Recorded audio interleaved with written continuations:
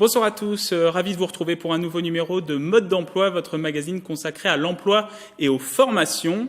Focus ce mois-ci sur la reconversion professionnelle, tout de suite le sommaire. Elles ont décidé ou été contraintes de changer de métier en passant par une reconversion professionnelle. Lauriane est éducatrice canin depuis septembre 2018. Lydia fait une formation pour devenir secrétaire assistante. Nous les avons rencontrées pour découvrir leur parcours. S'adresser aux bons acteurs, choisir sa nouvelle activité et utiliser les dispositifs existants. Nous recevons Pauline Luciani-Pincelli, directrice territoriale déléguée de Pôle emploi dans les Yvelines. Elle vous donnera les clés pour réussir sa reconversion. Enfin, un rendez-vous de l'emploi à noter dans vos agendas qui concerne une formation dans le domaine du numérique. Elle a décidé de se reconvertir après avoir travaillé quelques années dans une agence de communication. Lauriane Prémolier est devenue éducatrice et comportementaliste canin à Guyancourt, une activité qu'elle a commencé à exercer en septembre dernier après avoir effectué une reconversion professionnelle. Rencontre avec cette Saint-Quentinoise, les images sont signées Michael Elmidoro. Voilà, doucement, doucement. Oh oui, on est contente. Oh oui, on est contente. Oh oui. Lauriane Prémolier est éducatrice et comportementaliste pour chiens. C'est sa 4e séance avec Oléa, berger australien de 10 mois. Le problème de cette chienne, l'obéissance de base. Oléa, assis. C'est bien Fifi, c'est bien. Au pied, c'est bien, très bien. C'est une chienne qui saute beaucoup dès qu'elle a envie de jouer, dès qu'elle est contente. C'est comme ça qu'elle a du mal à canaliser son énergie. L'objectif, c'est de lui montrer qu'il y a des temps de jeu, mais il y a aussi des temps où il faut écouter.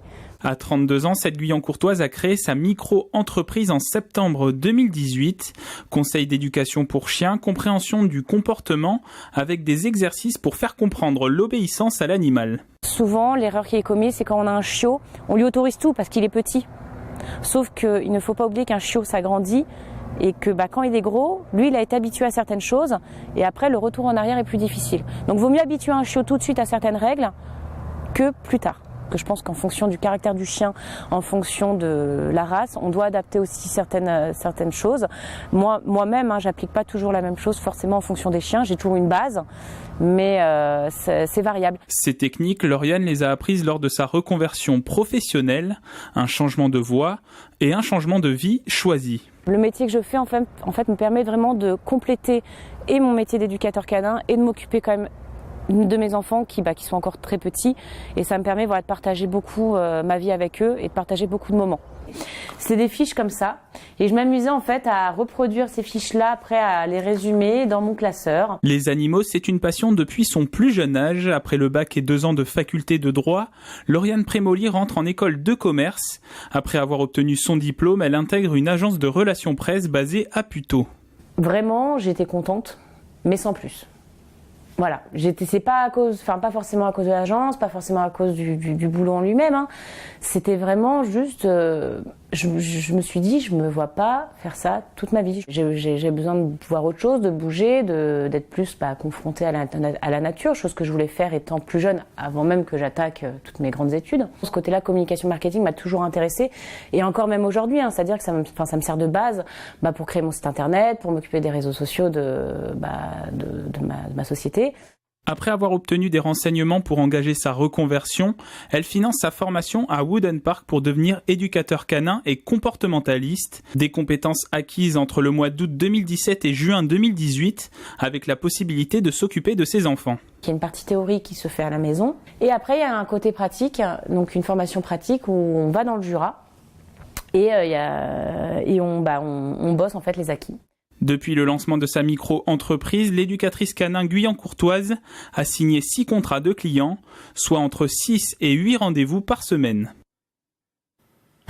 Sur notre plateau, Pauline Luciani-Pincelli nous a rejoint. Bonsoir. Bonsoir. Alors, vous êtes directrice territoriale déléguée de Pôle emploi dans les Yvelines. On vient de voir un exemple de reconversion professionnelle. Je rappelle son parcours. Elle a fait une école de commerce, a travaillé quelques années dans une agence de communication avant de changer d'activité, mais très rapidement finalement. Votre regard sur ce parcours ? Disons que Lauriane, son parcours est tout à fait représentatif d'une tendance très lourde du marché du travail, qui est qu'on est probablement amené à ne pas exercer le même métier tout au long de sa vie. Donc aujourd'hui, il y a des études qui montrent qu'en moyenne, on va changer 5 fois d'emploi dans une vie professionnelle. Donc je trouve ça très représentatif. Et ce qui est assez frappant aussi, c'est qu'elle y a pensé dès son précédent métier et qu'on sent que c'est un projet qu'elle a mûri, qu'elle a travaillé et qu'elle a placé dans le temps avec son congé maternité. Donc on sent quelque chose de très travaillé et d'aujourd'hui très réussi manifestement. Les personnes qui se tournent vers une reconversion professionnelle, quels sont les facteurs qui les poussent à passer via ce type de changement ? Alors il y a deux grands motifs. Il y a un premier motif très simple et très fréquent qui est peut-être l'impossibilité pour des raisons personnelles ou circonstancielles d'exercer le dernier métier qu'on a réalisé, donc une nécessité de trouver un autre métier. Et d'ailleurs je rappelle que à ce titre en fait 40% des personnes inscrites à Pôle emploi par exemple retrouvent dans un métier autre que celui qu'ils ont exercé précédemment. Donc c'est effectivement quelque chose d'assez fréquent et c'est une première raison. Et puis la deuxième raison, c'est effectivement une aspiration personnelle qui peut se faire jour. Notamment ici, là, on voit aussi le désir d'être à son compte, qui est aussi une tendance forte en fait en matière de reconversion professionnelle. Donc quitter le salariat pour être à son compte.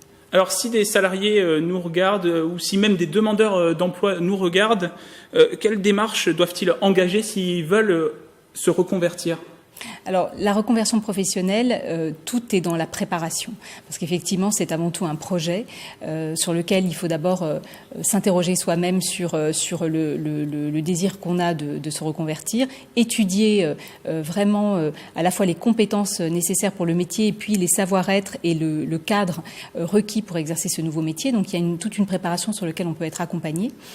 Et puis, souvent, effectivement, ça passe par l'entrée en formation, ce qu'on appelle la formation professionnelle continue, au-delà de sa formation initiale. Et là, il faut se poser à la fois la question du financement de cette formation et de la rémunération de cette formation.